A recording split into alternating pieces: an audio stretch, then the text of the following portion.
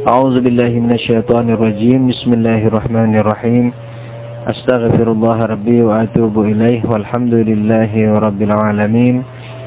ثم الصلاة والسلام على أشرف الأنبياء والمرسلين حبيبنا وحبيب رب العالمين أبي القاسم محمد وعلى آله الطيبين الطاهرين المعصومين المنتجبين. أما بعد. Assalamualaikum warahmatullahi wabarakatuh. Puji syukur kehadirat Allah Subhanahu wa Ta'ala, serta salawat dan salam ke atas junjungan kita Nabi besar Muhammad sallallahu alaihi wasallam dan keluarganya yang suci. Pelajaran kali ini adalah logika bagian pertama, yaitu definisi, dan pertemuan ke-27. Pada pertemuan yang lalu kita telah, yakni pada pertemuan 26, kita telah memasuki bab baru, yaitu 5 universal. Dan kita telah tahu bahwa ada 2 macam pahaman universal. Yang pertama zat, yang kedua sifat, yakni universal zat dan universal sifat. Universal zat adalah yang merupakan inti dari esensi suatu ekstensi, dan sifat sebaliknya. Pada pelajaran kali ini kita akan membahas sifat khusus daripada universal zat, yakni yang mengkhususkan dia dari universal sifat. Ada 4 sifat khusus yang yang membuat universal zat ini berbeda dari universal sifat. Akan tetapi dari 3 sifat khusus ini sebenarnya universal sifat sebagiannya, walaupun bukan keseluruhan, sebagiannya masih membuntuti universal zat, yakni sebagian daripada universal sifat memiliki 3 sifat khusus daripada universal zat ini dari keempat sifat khusus yang dimiliki oleh universal zat. Akan tetapi yang terakhir, yang satu dari yang 4 ini merupakan betul-betul sifat khusus yang dimiliki oleh universal zat. Artinya tak satu pun dari ekstensi daripada universal, atau tak satu pun dari universal sifat memiliki sifat ini. Tapi perlu diingat bahwa 3 sifat yang pertama itu masih bisa dikatakan sebagai sifat khusus daripada universal zat, karena sekalipun tidak keseluruhannya, sebagian daripada universal sifat tidak memiliki sifat-sifat tersebut.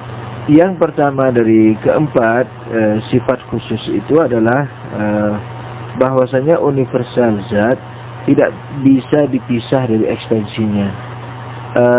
Kalau dapat dimengerti dari penjelasan yang telah lalu, bahwa yang namanya zat itu merupakan inti daripada suatu esensi dari suatu ekstensi. Dengan demikian, maka ketika dia inti daripada esensi suatu ekstensi, dan esensi suatu ekstensi itu tidak bisa dipisah, nah sudah tentu inti daripada esensi suatu esensi yang esensi itu tidak bisa dipisah dari ekstensinya, maka universal zat ini juga tidak bisa dipisah dari ekstensinya. Jadi untuk memahami ini tidak terlalu sulit.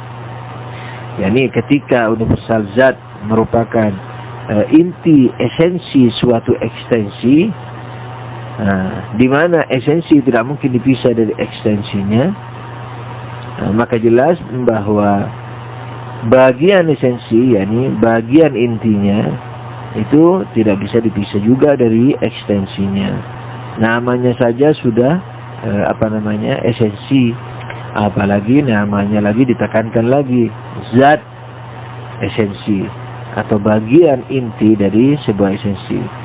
Nah, dengan demikian maka sangat mudah dipahami bahwa universal zat jelas tidak bisa dipisah dari ekstensinya, karena universal zat merupakan dari bagian esensi, bagian inti dari sebuah esensi dari suatu ekstensi, maka karena esensi suatu ekstensi tidak bisa dipisah, maka bagian intinya pasti tidak bisa dipisah. Jadi kalau keseluruhan tidak bisa dipisah, sebagiannya pasti tidak bisa dipisah. Namun demikian, universal zat nanti sebagaimana yang akan diketahui, dia juga terbagi pada beberapa. Di antaranya universal sifat yang lazim, yakni yang harus. Lazim yakni bukan berarti umum. Lazim yakni kemestian. Sifat tapi mesti, yakni nggak bisa nggak. Jadi ada sifat yang mesti, ada sifat yang nggak mesti. Putihnya kapur nggak mesti, putihnya kapas nggak mesti, sebab bisa dirubah putihnya itu. Tapi ganjilnya angka 3 misalnya, angka 5, itu merupakan kemestian. Jadi nggak bisa dipisah sama sekali antara ganjil dan 3 atau 5. Nah, sebagian sifat atau sebagian universal sifat itu ada yang lazim. Nah, yang lazim ini juga nggak bisa dipisah dari ekstensinya. Tapi umumnya universal sifat itu bisa dipisah dari ekstensinya, seperti putih pada kapur, pada kapas, pada air, dan lain-lain. Manis pada misalnya air, manis pada gula misalnya, mau diganti pahit, mau diganti masam, dan seterusnya masih bisa. Sifat khusus yang kedua adalah universal zat, tidak disebabkan oleh sesuatu, atau dengan kata lain tidak bersebab. Nah, ini mungkin agak sedikit perlu perenungan. Yang dimaksudkan bahwa universal zat tidak bersebab bukan berarti dia mandiri dari sebab, bukan berarti dia tidak bersebab dalam artian keberadaannya tidak bersebab, tidak demikian. Tapi yang dimaksudkan bahwa universal zat ini tidak bersebab itu bahwasanya zat daripada sesuatu. Jadi kan esensi itu memiliki sebuah ekstensi memiliki esensi, kan gitu toh, memiliki hakikat. Hakikatnya ini ada dua, hakikat tak terpisahkan, itu yang disebut zat tadi. Hakikat yang terpisahkannya atau yang bisa dipisahkan yang disebut sifat. Seperti manusia, hakikat tak terpisahkannya apa? Binatang rasional. Hakikat atau esensi yang bisa terpisah dari manusia apa? Pandai misalnya, atau lemah misalnya. Lemah, pandai, kuat, rajin, cekatan, dan seterusnya. Ini merupakan esensi, dan dia juga merupakan esensi yang memiliki bagian-bagian. Sebab esensi itu bisa global, bisa rinci. Nah, ketika dirinci maka dia terdiri dari bagian-bagian. Bagian-bagian itulah yang disebut dengan apa? Universal sifat, katakanlah. Atau termasuk globalnya itu, seperti rajin misalnya. Rajin sendiri merupakan universal sifat. Hakikat rajin kalau dirinci esensinya apa? Misalnya rajin perbuatan manusia misalnya ini dalam mencari ilmu yang tidak pantang menyerah umpamanya. Jadi definisinya umpamanya. Jadi rajin merupakan sifat daripada manusia, perbuatan. Nah, sekarang perbuatan rajin dengan mencangkul apa? Misalnya dalam mencari ilmu atau dalam mencari informasi atau dan lain-lain. Misalnya rajin kalau rajin ini juga dipakai dalam mencari uang, misalnya rajin mencari uang misalnya. Nah, itu berarti tidak harus dalam belajar. Nanti bisa dicari sendiri. Rajin walhasil dipakai dalam apa misalnya, apakah hanya dalam belajar atau dalam mencari uang juga. Nah, bedanya dari perbuatan yang lain itu apa? Nah, itu nanti diambil sisi perbedaannya itu lalu diletakkan sebagai bagian daripada universal atau esensi daripada universal sifat tersebut, yaitu yang disebut dengan rajin. Jadi rajin merupakan sifat universal yang global, kemudian rinciannya merupakan sifat universal yang katakanlah lebih rinci daripada rajin itu sendiri. Nah, ekstensi manusia tidak bisa lepas dari esensi zatnya, yakni kemanusiaan manusianya. Kemanusiaan di sini bukan sosial tapi filsafat, yakni manusianya itu nggak bisa dipisah dari manusia, dari ekstensi manusia. Atau rincian daripada esensi manusia, misalnya binatang rasional nggak bisa dipisah dari ekstensi manusia. Tapi yang namanya rajin, nah ini juga merupakan universal atau esensi, dan merupakan universal sifat, dan bisa dipisahkan dari ekstensi manusia. Bisa dipisahkan dari ekstensi manusia, misalnya si Ahmad. Ahmad kadang-kadang rajin, kadang-kadang malas, misalnya. Nah, yang dimaksud dengan, jadi setelah kita mengerti lebih jauh bahwa universal zat adalah tidak bisa dipisah dari ekstensinya, dan universal sifat bisa dipisah dari ekstensinya, sekarang kita coba untuk lebih mengerti perkataan bahwa universal zat tidak disebabkan. Ya, ini apa maksudnya? Universal zat ini untuk menjadi ekstensi daripada dirinya, yakni daripada esensi ini, katakanlah manusia pada ekstensi Ahmad misalnya. Kemanusiaan Ahmad itu tidak bersebab. Kemanusiaan Ahmad tidak bersebab. Kebinatang rasionalan Ahmad juga tidak bersebab. Nah, tapi bukan berarti ada dengan sendirinya. Nah, yang dimaksud dengan tidak bersebab, yakni tidak bermakna seperti ini. Misalnya Ahmad ada, kemudian Ahmad tidak memiliki kemanusiaan. Bukan, sekali lagi, bukan sosial ini ya. Kemanusiaan ini filosofis, jati diri manusia maksudnya. Dan tidak memiliki misalnya kebinatang rasionalan, tidak punya kebinatangan, tidak punya kerasionalan. Lalu setelah itu Ahmad yang ada ini diberi apa? Dengan sebab-sebab tertentu diberikan apa? Manusia, esensi manusia atau kebinatang rasionalan. Tidak demikian. Jadi yang dimaksudkan bahwa universal zat itu tidak bersebab, yakni maksudnya universal zat dalam ekstensi itu tidak perlu kepada sebab. Jadi adanya universal zat pada sebuah ekstensi itu tidak perlu kepada sebab. Kenapa? Karena dia memang jati diri daripada ekstensi itu. Nah, jati diri ini jati diri bukan sifat ya, bukan jati diri seperti misalnya nama fulan, tempat lahir fulan dan seterusnya. Kalau itu mah bisa dirubah-rubah. Ini jati diri, ini jati diri hakikat sesuatu.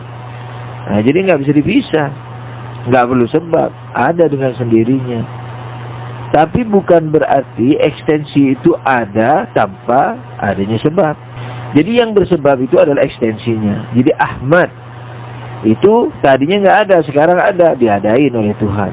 Nah, tapi Tuhan tidak ngadain Ahmad, lalu diadain padanya, pada Ahmad ini, jati diri hakikat manusia atau kebinatang rasionalan. Nggak begitu. Jadi begitu Allah menjadikan Ahmad, maka karena jati diri Ahmad adalah manusia, adalah binatang rasional, maka jadi ketika menjadikan Ahmad itu ada, berarti sama dengan menjadikan manusia ada atau kebinatang rasionalan ada. Oleh karena itu, kalau nggak salah pernah Ibnu Sina mengatakan, ma ja'alallahu al-mismisata mismisatan. Jadi anggaplah anggur ya. Allah tidak menjadikan anggur itu anggur. Nah, jadi Allah tidak menjadikan anggur sebagai anggur. Atau kita ganti apel misalnya. Allah tidak membuat apel menjadi apel, tapi Allah membuat adanya apel. Jadi adanya apel itu yang diwujudkan. Keapelan apel nggak perlu diwujudkan. Jadi Allah tidak menjadikan keapelan apel pada apel, tapi menjadikan keberadaan apel. Nah, begitu keberadaan apel ada, maka keapelan apel sudah pasti ada. Itu yang disebut bahwa zat tidak perlu kepada sebab. Tapi misalnya besarnya apel, kecilnya apel, manisnya apel, masemnya apel, hijau merahnya apel, dan seterusnya, atau kuningnya apel, itu perlu kepada sebab. Jadi apel bisa saja awalnya itu adalah hijau, kehijauannya juga perlu kepada sebab. Jadi apel sebagaimana apel lepas daripada warna, sebab warna bukan bagian daripada hakikat apel. Jadi keapelan apel nggak perlu kepada hijau, nggak perlu kepada manis, pahit, masam. Ketika apel ini mau menjadi hijau, maka perlu kepada sebab. Mau menjadi kecil, mau menjadi besar, perlu kepada sebab. Perlu ingin menjadi masam, pahit, lalu manis, lalu masam, lalu manis misalnya, perlu kepada sebab.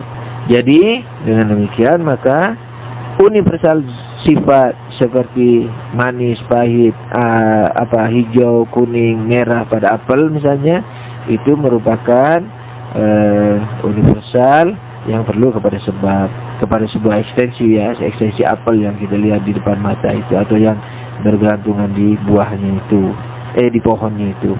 Jadi keapelan apel, ke manusia, ke binatang rasionalan manusia itu nggak perlu kepada sebab. Tapi rajinnya manusia, merahnya apel, pandainya manusia, sarjananya manusia, besar kecilnya apel, pahit, masam atau manisnya apel, perlu kepada sebab. Tapi ingat, ada juga sebagian daripada universal sifat yang lazim tadi itu, yang selalu, yang mesti itu juga enggak perlu kepada sebab. Jadi masih ada yang ikut universal sifat dalam sifat khusus universal zat ini, seperti ganjil tadi. Jadi keganjilan angka 3, kegenapan angka 4 nggak perlu kepada sebab. Sekalipun ganjil dan genap itu, ganjil pada 3, genap pada 4, itu bukan merupakan apa? Bagian inti atau bagian zat daripada angka 3 dan angka 4. Tapi yang namanya ganjil pada 3, genap pada 4, itu apa namanya? Itu tidak bisa adanya, tidak perlu kepada sebab. Begitu ada 3, ada juga ganjil. Begitu ada 4, ada juga genap, gitu. Tapi ini tidak semua daripada universal sifat yang memiliki sifat-sifat ini, yakni sifat bahwasanya ketetapannya bagi ekstensi tidak memerlukan kepada sebab. Mari kita baca naskahnya. Sifat-sifat khusus universal zat. Ciri-ciri khusus universal zat yang banyak dikenal ada 4 macam. Namun pada hakikatnya sebagian universal sifat mempunyai kesamaan sifat dengan universal zat pada 3 dari 4 sifat tersebut. Nah, yang kita bahas tadi ada 2 sifat, dan kita telah buktikan bahwa ternyata universal sifat juga masih mengikutinya.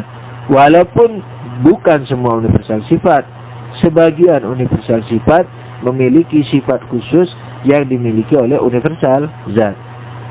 4 ciri tersebut adalah: 1. Universal zat tidak bisa dipisah dari ekstensinya. Yakni apa? Yakni universal zat seperti manusianya Ahmad, seperti kebinatang rasionalan Ahmad, itu enggak bisa dipisah dari si Ahmad. Ahmad di sini bukan suatu pahaman, ya. Yang saya maksudkan Ahmad contoh daripada sebuah ekstensi, gitu. Nah, naskah 1, ya, universal zat tidak bisa dipisah dari ekstensinya, baik pada wujud luar atau dalam. Jadi Ahmad ada 2 nih. Ada Ahmad yang merupakan ekstensi manusia yang ada di luar, ada Ahmad yang ada di dalam akal. Jadi Ahmad yang ada di luar, Ahmad yang ada di dalam tidak bisa lepas dari apa yang disebut apa? Manusia atau binatang rasional. Naskah seperti binatang pada manusia, kuda dan lain-lain. Nah, ini lebih jauh. Jadi kalau lebih luas maksudnya, sorry. Kalau Ahmad satu orang tadi, yang sekarang ini contohnya apa? Binatang. Manusia dan kuda. Jadi contohnya manusia dan kuda. Nah, apa yang tidak bisa dipisah dari manusia dan kuda? Kebinatangan. Sebab manusia adalah binatang rasional, kalau kuda katakanlah binatang meringkik. Jadi kebinatangan itu ada pada manusia dan ada pada kuda, nggak bisa dipisah. Naskah seperti binatang pada manusia, kuda dan lain-lain. Baik pada wujud luar, yakni pada wujud luar akal, atau dalam, yakni dalam akal. Jadi baik pada ekstensi atau pada informasi atau ilmu. Naskah pahaman binatang tidak boleh dipisahkan dari manusia atau kuda dan lain-lainnya. Dan lain-lainnya yakni sebangsanya di binatang itu, bukan pada pohon. Dan lain-lain yakni pada golongan binatang. Naskah tidak seperti sifat rajin atau putih pada tembok. Ini rajin pada manusia bisa dipasang, bisa enggak. Putih pada tembok juga bisa diganti dengan pink misalnya, warna misalnya kuning. Naskah tidak seperti sifat rajin atau putih pada, ini maksudnya tidak seperti sifat rajin pada manusia ya, atau putih pada tembok yang bisa dipisahkan dari si rajin dan tembok. Si rajin yakni manusia. Akan tetapi sifat ini yakni tidak terpisahnya universal zat dari ekstensinya tidak khusus dimiliki universal zat. Sebab sebagian universal sifat juga mempunyai sifat ini. Tapi ingat sebagian ya. Misalnya ganjil pada angka 3, 5, 7 dan seterusnya dari angka-angka ganjil. Ganjil tidak bisa dipisahkan dari angka-angka tersebut walaupun bukan merupakan zat mereka. Ganjil bukan merupakan zat 3 atau zat daripada 5, 7, 9 dan seterusnya. Tapi nggak bisa dipisah. Naskah baik dipisahkan di wujud luar atau dalam. Jadi nggak bisa dipisah ganjil. Yang kedua, universal zat tidak disebabkan oleh sesuatu, atau dengan kata lain tidak bersebab. Jadi universal zat tidak bersebab. Keberadaannya bersebab, tapi nempelnya zat ini pada suatu ekstensi tidak perlu kepada sebab. Jadi perkataan nempel pun tidak boleh. Kenapa? Karena jati diri daripada ekstensi itu ya zat ini. Naskah maksudnya kezatannya, yakni kezatannya pada suatu ekstensi bukan merupakan akibat dari suatu penyebab selain esensi itu sendiri. Yakni apa? Yakni Tuhan tidak menjadikan esensi ini sebagai esensi. Jadi dia esensi kemudian dijadikan esensi. Dia esensi kemudian dijadikan manusia atau binatang rasional, enggak. Jadi esensi itu yakni manusia itu ya udah manusia itu. Binatang rasional itu ya sudah binatang rasional itu. Jadi yang Tuhan adain hanyalah manusia itu atau binatang rasional itu. Gitu. Enggak menjadikan sesuatu itu kemudian dibuat sesuatu itu Ahmadnya dibuat dulu kemudian manusia atau binatang rasionalnya diberikan kepada Ahmad. Enggak begitu. Begitu Tuhan adain, esensinya juga ada. Sebenarnya yang diadain ya esensi itu gitu. Jadi esensi itu diadain. Esensi itu kan udah diketahui oleh Tuhan sebelumnya. Sebelum ada, sebelum berbaju ada udah diketahui. Oleh karena itu terus apa? Itu yang diadain oleh Tuhan. Yang diketahui oleh Tuhan mengenai esensi manusia itu yang diadain. Jadi esensi ini yang diadain. Bukan ada, kemudian ada itu dikasih esensi. Enggak. Oke, naskah. Misalnya kebinatangan pada manusia. Jadi kebinatangan manusia tidak disebabkan oleh apapun. Yang Allah jadikan apa? Binatang. Manusia. Nah, ketika manusia Allah adain, berarti apa? Kebinatangan juga ada di situ. Sebenarnya perkataan juga ada juga salah. Jadi begitu Allah menjadikan manusia, itu sama dengan Allah menjadikan apa? Kebinatangan pada manusia. Sebab manusia adalah apa? Binatang rasional. Jadi Allah jadikan manusia suatu keberadaan, berarti Allah menjadikan apa? Kebinatangan suatu keberadaan. Gitu. Bukan berarti manusia dibuat dahulu, kemudian setelah itu diberikan apa? Kebinatangan kepadanya. Lalu diberi juga kerasionalan kepadanya. Enggak begitu. Oke, naskah. Kebinatangan manusia bukan merupakan akibat dari sesuatu yang lain dari kemanusiaan itu sendiri. Jadi kalau ditanya, kenapa manusia itu binatang? Karena memang manusia itu binatang. Jadi nggak bisa, kenapa manusia itu binatang? Lalu dijawab, karena kebinatangan itu dulunya misalnya ada di sebuah esensi, kemudian terjadi proses, kemudian masuk ke dalam manusia, maka manusia jadi binatang. Nggak bisa begitu. Jadi kalau ada orang bertanya, kenapa manusia itu binatang? Tidak lain kecuali karena dia manusia, gitu. Jadi kenapa manusia itu binatang? Karena manusia itu manusia, gitu. Sebab apa? Unsur terpenting, zatnya manusia adalah kebinatangan. Jadi binatang rasional. Jadi nggak bisa dikatakan kenapa manusia itu binatang, lalu dicari sebab-sebab lain kecuali manusia itu sendiri. Kemanusiaannya itu sendiri, kejati dirian manusia itu sendiri. Nggak ada lain sebab kecuali kemanusiaannya itu, kejati dirian manusianya itu, gitu. Naskah artinya ia, yakni manusia, binatang karena ia manusia, bukan karena manusia itu binatang karena disebabkan hal-hal lain. Manusia itu binatang karena manusia itu adalah manusia. Naskah bukan lantaran sesuatu yang lain yang telah memberinya, yakni memberi manusia kebinatangan. Tidak seperti pada universal sifat yang merupakan akibat dari sesuatu yang lain, seperti tertawa yang diberikan Allah pada manusia, atau seperti putihnya tembok yang merupakan akibat dari putihnya kapur misalnya. Kapur misalnya merupakan pemberian Tuhan walaupun tidak langsung, ya, melalui misalnya tanah dan seterusnya, proses-proses misalnya, gitu. Oke, naskah. Dan putihnya kapur sendiri merupakan akibat dari sesuatu yang lain. Nah, ini contoh yang di atas ini, ya. Saya ulangi naskahnya. Seperti tertawa yang diberikan Allah pada manusia, atau seperti putihnya tembok yang merupakan akibat dari putihnya kapur. Dan putihnya kapur sendiri merupakan akibat dari sesuatu yang lain, sebab putih pada kapur bukan merupakan zat kapur, sekalipun semua kapur putih, tapi bisa dirubah. Nah, ketika bisa dirubah, berarti dia tidak merupakan zat daripada kapur. Sifat kedua ini pun tidak hanya dimiliki universal zat secara khusus, yakni ketidakbersebaban universal zat terhadap sebuah ekstensi tidak hanya dimiliki oleh universal zat, tapi sebagian universal sifat juga memiliki, seperti universal sifat apa? Lazim. Naskah, saya ulang. Sifat kedua ini pun tidak hanya dimiliki universal sifat secara universal zat secara khusus, sebab sebagian universal sifat mempunyai ciri semacam ini. Misalnya apa? Pada contoh nomor 1, yakni 3, 5, dan 7 memiliki apa? Sifat ganjil, universal sifat. Yakni ganjil universal, pamak universal, menempel pada angka 3, 5, 7 dan seterusnya tanpa adanya sebab. Jadi kenapa 3 itu ganjil? Tidak bisa dicarikan misalnya, iya dulu ganjil itu misalnya bersembunyi di Gunung Semeru, kemudian diambil oleh misalnya